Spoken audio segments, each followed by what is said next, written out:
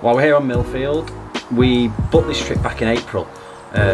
We got here when everything was frozen, so I think it was April, it might have been March. And me and my friend Johnny came down. We planned on visiting a relatively local lake. I'm not going to embarrass him by naming the lake, but we got there and it was full of Argos tents. There was not a matching rod on the lake. There was spums flying everywhere in areas that obviously weren't in their swim. And we decided it wasn't for us. We went on Google, we typed in carp fishing, looked for some blue, and came across Millfield Pool. We went on the website, it was named the home of the dark and scalies. The fish on the Facebook page looked really, really good.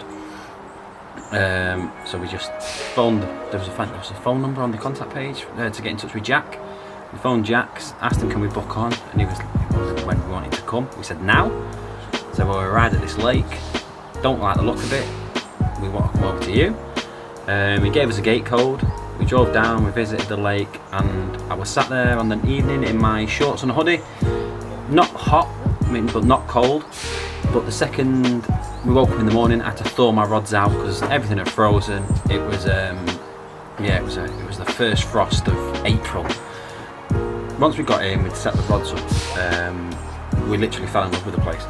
It is the carpiest place you'll ever see. There's snags, there's like an entire tree that had fallen on its side in the lake. You can physically walk 4 or 5 foot above the water, look down and see fish swimming underneath you. These bird feeders hanging near the toilets, you get blue tits. What else was there, Stu? I'm not a bird fan. Finches, woodpeckers, all sorts, just sat there on this bird feeder. It's absolutely fantastic place. It's not an easy lake, it's far from it. When we got here, there was a guy who was in Peg 7 who was chatting to us. He'd been on all weekend, there'd been a few lads on, and only one fish had come out between everyone. I think it's relatively a ghost town during the week, very few people fishing in the week. The second the weekend comes, the lake just gets so busy. So for one fish to come out on a weekend, it's not an easy lake at all. But the fish are unbelievable. For a northwest water, there's about 200 fish in the lake. They go up to about £30 rough ballpark figure. There might be a couple that just go tipping £30 mark now. But they're just black. They're just black. The commons look like leather. The scales on the mirrors are unbelievable. So I know it's a bit of a cliche that size doesn't matter, but this place literally proves that fact that size doesn't matter when they look as good as they're doing here. So we booked that entire lake. We said what we'll do is we booked the lake rather than having it for a weekend, so you can only get 6 lads on. We said we'll book it for Monday, Friday, so we had it for 4 nights. On the hope that someone can come Monday, they might leave Tuesday, someone else can jump in their space, and we can just get as many people as we can fishing the lake, try and get as much video footage as we can. Going off the past history and what we've seen on Facebook, I was literally expecting 5 or 6, maybe 7 fish to come out throughout the week, and we've ended up smashing it. We've ended up with around 20 fish, 2 of the bigger residents of the lake as well that have tipped the scales over 20. Even while filming, I've had my rods out of the water 90% of the time. Thursday was my best day. I managed to get a rod in by about, I think my first rod went back in the water about 3 o'clock. I managed to get all 3 by 5 o'clock in the afternoon, and even I've managed to wingle 2 out. But yeah, it's been a good session. Again, the lake's about 4.5 acres. There's 10 pegs on there. We think you can probably, we got 7 on really, really comfortably. You could have squeezed an extra 2 in. Yeah, 7 is really comfortable. 9 is doable. The 10th peg is peg 8, and it's the little tiny bay. It's quite weedy at the minute, so we opted not to fish it, although Dave did reel his rods in for the day and try and sneak one out, and he did actually manage to get this gorgeous mirror out of there. But yeah, it's worked really good. Not everyone's caught. Like I say, it is a hard water, and I think a lot of it was down to the maggots. If you had maggots and you had a bait pole to reach that far margin and as close as you could to the snags or the weed bed, you did well. If you were putting boilie in or putting particle in, other than Stu put a bit of particle in the mix, but still predominantly fishing maggot.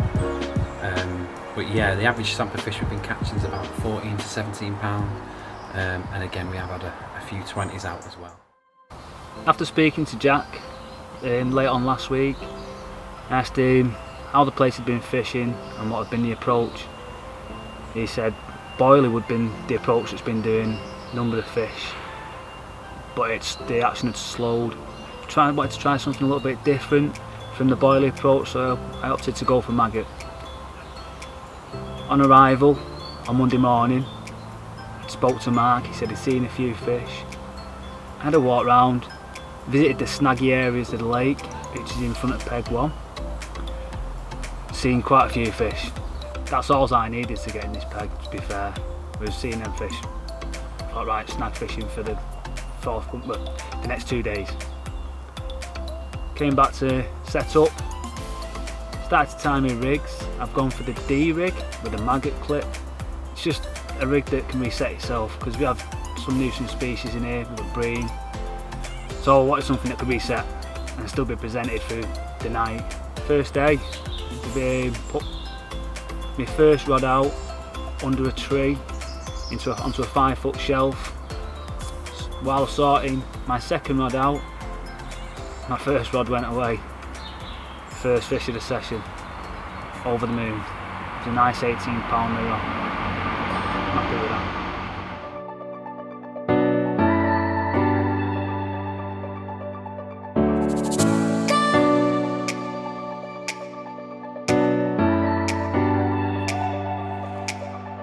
Hey mate.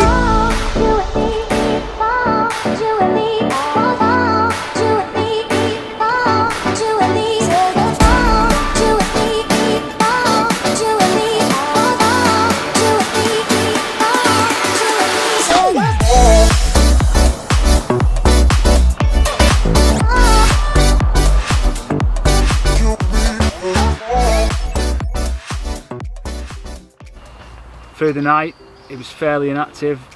Didn't have really any indication. First light and a double take.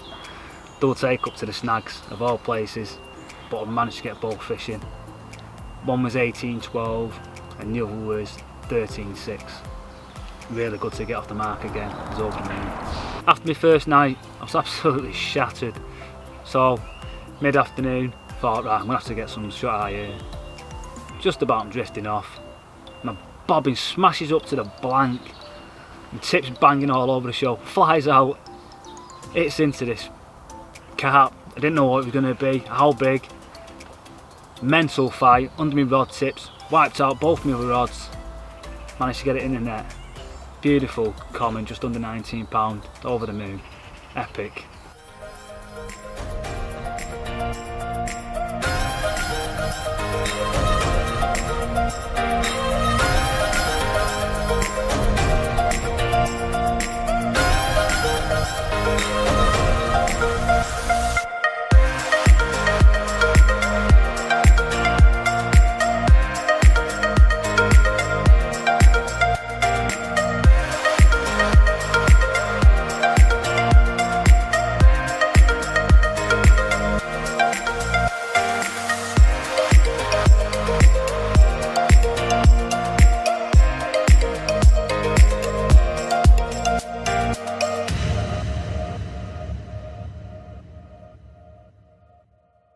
During my first full day, I'd lost a couple of fish, up pulls, and I had one snag me up in the weed. It happens, you know. As long as you lose your lead, you know, you're still fishing safe. I managed to get all my gear back, so I wasn't cut off anywhere at any point. Today, last night was uneventful and not a touch. This morning, Mark's come down to shoot this, and while he's here, my left-hand rod has absolutely belted up to the blank. The bobbins hit the blank, bounced off. The tip of the rod is absolutely bouncing all over, so hit into that. Well, that was fun. That had me all over the show.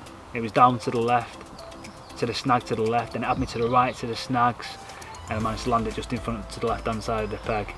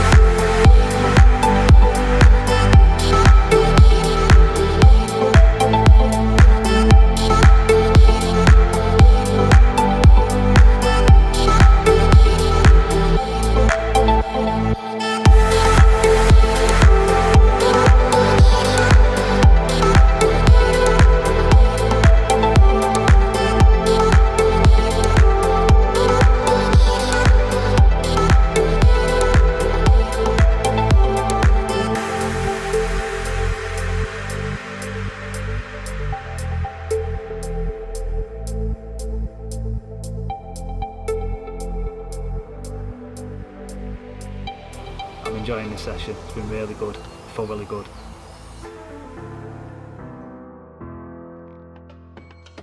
So I got to the lake.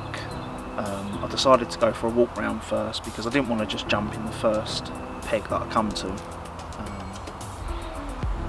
I'd seen peg 6. It had a few nice features on the far bank, some overhanging willows, some dead trees, some real snaggy areas.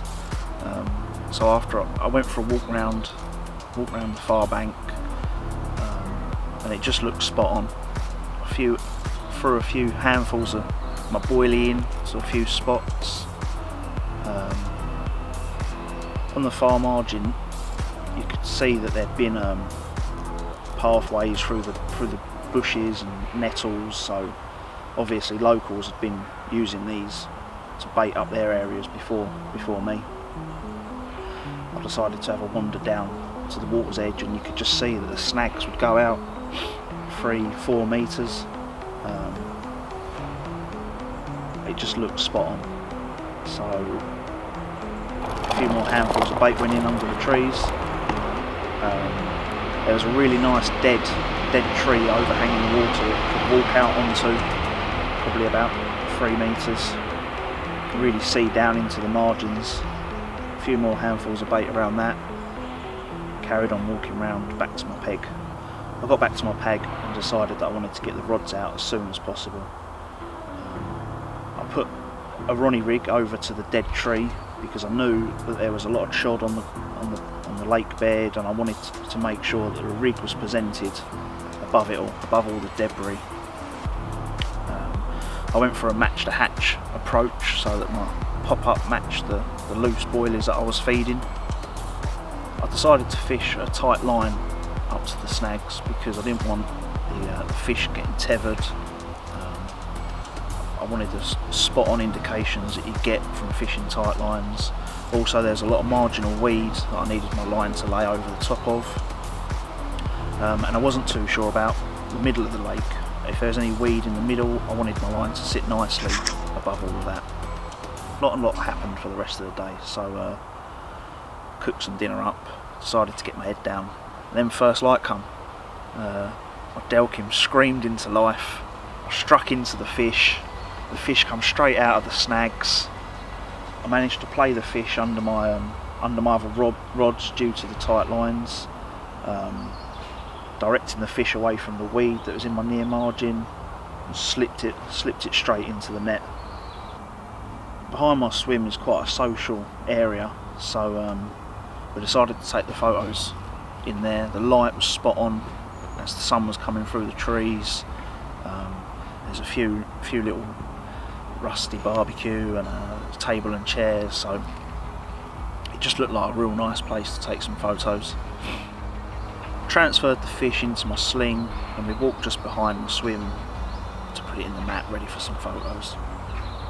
It was still a little bit lively, so it beat me up a little bit on the bank, but once it had calmed down, it took some really good photos, and it was just a cracking carp. 23-pound mirror, apple slice scales, a real wood carving carp.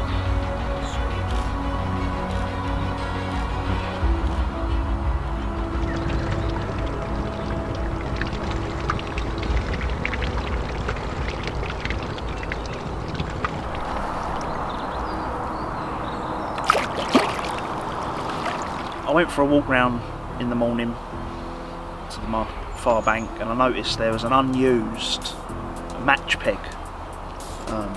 So I ventured down into there, and the margins were just clear of any weed, debris. It looked perfect for another fish. I decided to put a D-rig on there because there was quite a few nuisance fish that had been coming out. I wanted the rig to reset if it got picked up by anything other than a carp.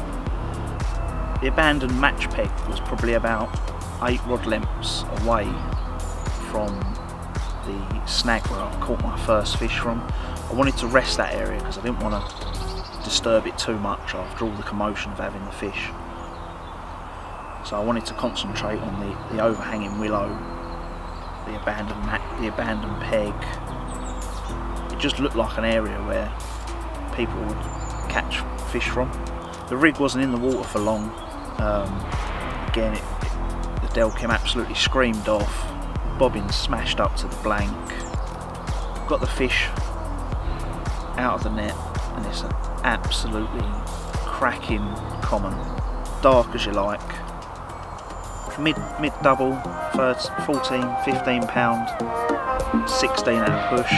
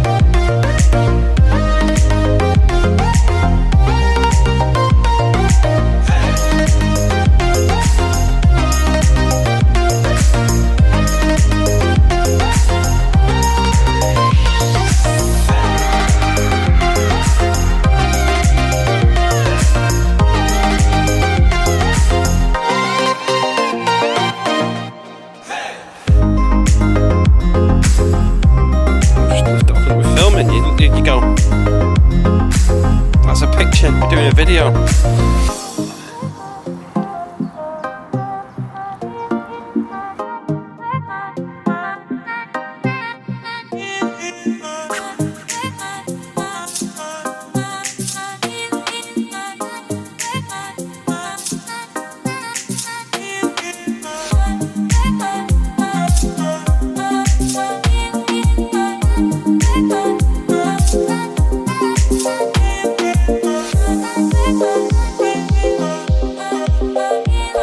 How many on so far? 2 fish, biggest so far. Boom.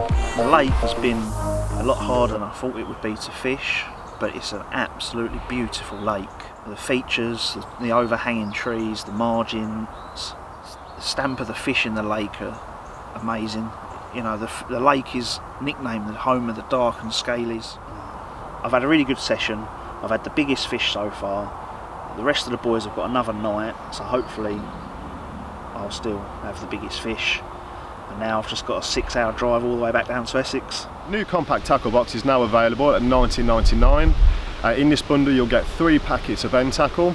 You will also get an additional 20% off further end tackle and hook links. This is all available on the website as part of a bundle. I just want to show you our new Ronnie rig swivels. Make life so much easier when you sat there wanting to just tie up a quick Ronnie rig. Oh.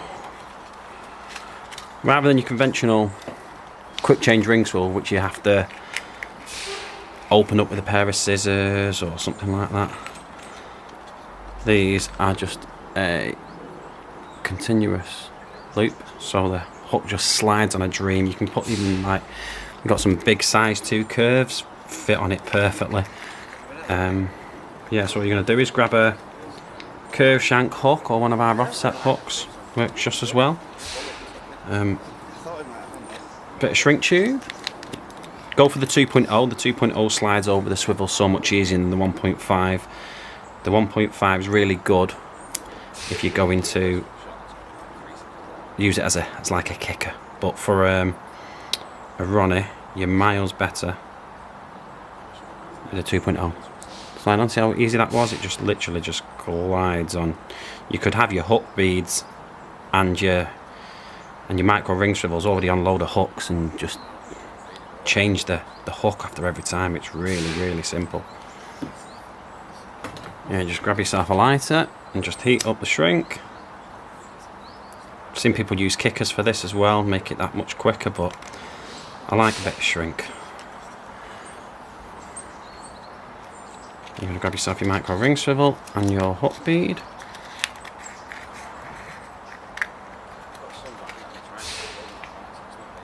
Slide your micro ring swivel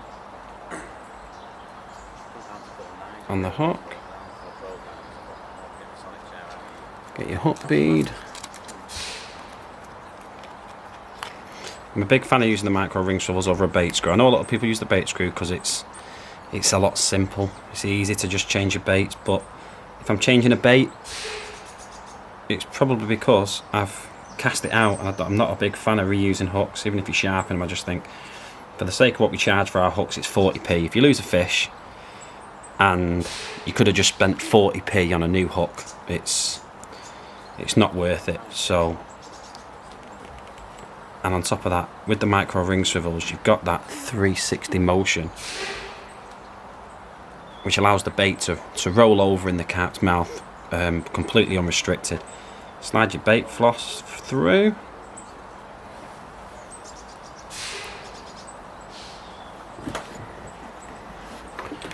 Grab yourself a pop-up. Going for a nice fluoro here, nice frutella from Mainline.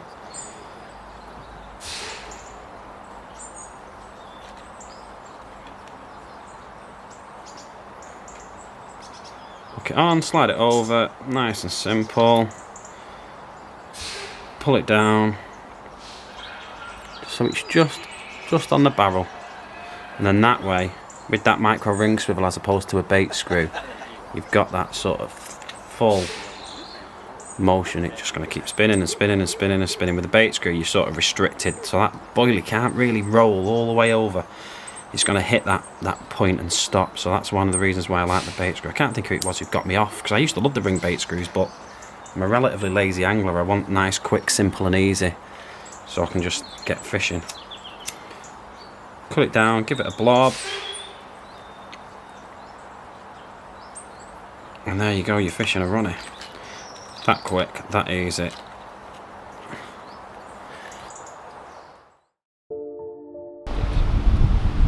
Ready when you are. Right, so yeah, Hobo Social. Got here on Tuesday night. Saved me driving down Wednesday morning really, and it gave me a chance to have a bit of social with the boys, which I knew where I did, fancied fishing, I probably wouldn't have been able to do that. So yeah, bivvied up behind Mark, got a takeout, had a good walk round, had a chat to everybody, seeing how everyone's doing. All the pegs were taken anyway, so yeah. Been speaking to Nigel for the couple of days that I wasn't here, and he'd had a few fish, and obviously because it's a team event, he let me into his secrets, and he was smashing it on maggots. Now, when he said he'd caught on maggots, I was just going to be boiling particle. I decided to get myself a pint, and then a couple of hours later, when he'd caught 5 fish, I decided to get myself sort of 8 pints. And I'm not wanting to copy, but you can't ignore that. It's a tough lake, and he absolutely smashed it on maggots, so I couldn't ignore it. Anyway, he was on peg 1, Johnny was in peg 2. Johnny had only done like a quick overnight, so I decided to drop into peg 2. Started on far margin. I had a weed bed in front of me, and I had snags to the right of me. The weed bed looked really good, but the snags did as well. And then I had one rod which was a bit of a floating rod. Weren't really sure what to do with that rod. Started close in, because apparently that's a good method down here. Turns out everything came off the weed bed. Within I think a couple of hours, I'd caught one on my slip D boilie maggot rig that I kind of put together while I was here. A bit of a mishmash of about 3 different rigs, I think. Yeah, £20. It went just £20 was in. Really nice fish. Got some cracking photos.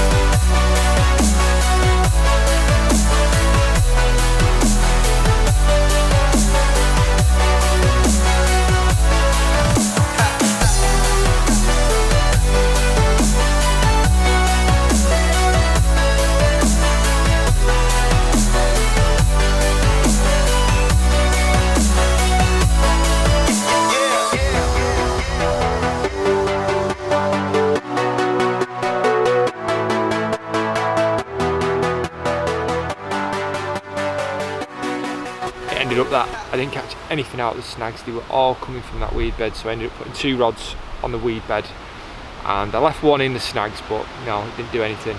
Everything came off the weed bed. I think I ended up with 7 or 8 fish in total, all on maggots. Aye, that's silly, isn't it? That's just ridiculous.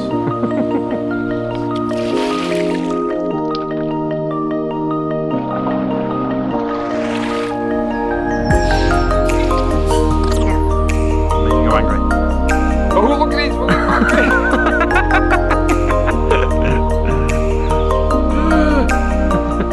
at that!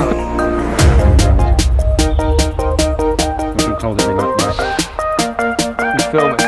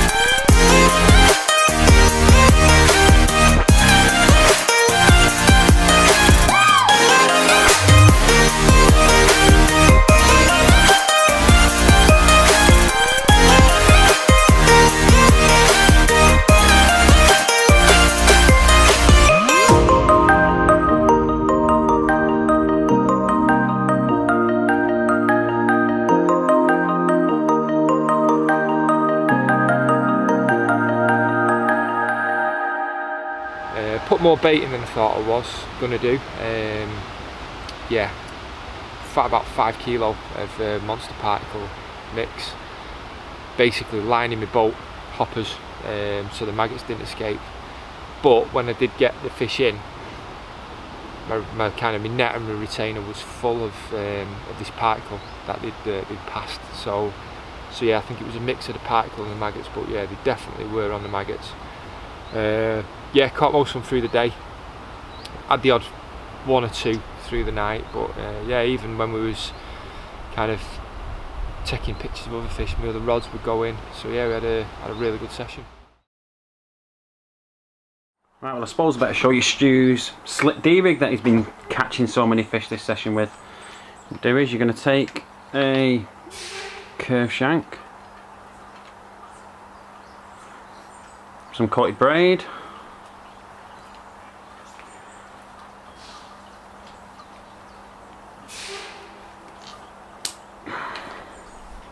once you've got your coated braid, what you're going to do is you're going to strip it back.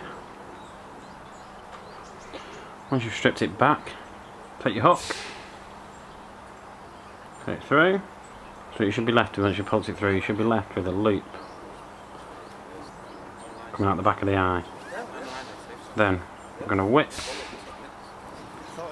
leave the tag end out the way, get your loop to the rough size you want your D. That's about right. Then whip round. 2, 3, 4, 5, 6, 7, and then back through the eye of the hook.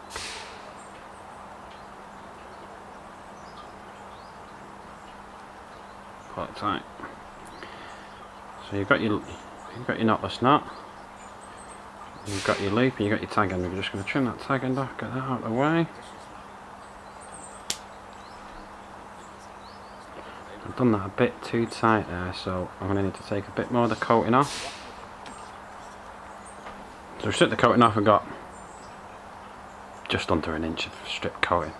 What we can do is, again, I'm going to grab a micro ring swivel. People have used all sorts of stuff for this, but micro ring swivels are definitely the one for attaching baits all day long, just for the sheer movement. Poke it through your loop, pull it over the hook, and then you've got that D, which allows that full movement, essentially a little bit like a blowback. But yeah, absolutely cracking rig. Bit of shrink tube.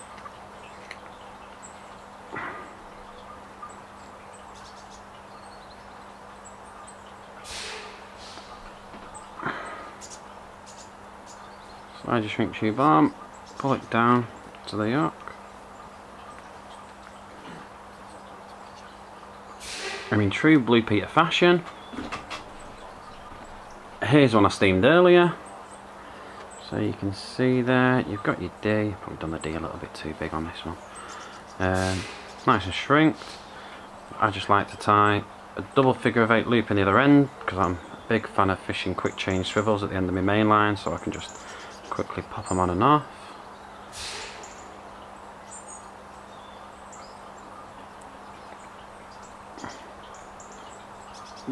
Trim that tag end off so it's well out of the way.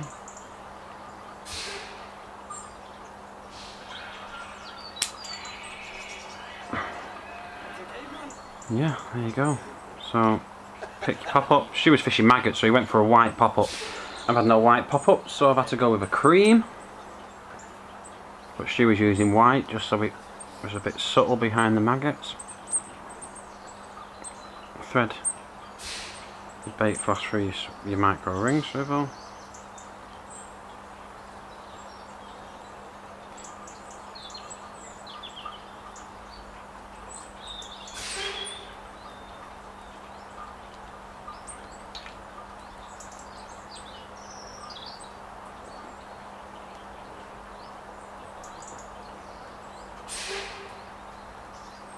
Pull it just onto the swivel, give it a trim.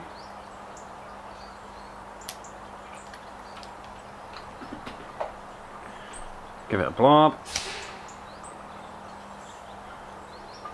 Now, the only thing that Stu was doing different than a normal slip D rig was he was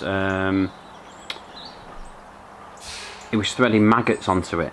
So he was essentially making a bit like a Medusa. So he was using a very, very fine line, a 2-pound line, and a sewing needle, and he was threading the maggots onto the 2-pound line, and then threading that through the top of the boilie and tying it down, and that's how we got the fish that essentially has stolen the session.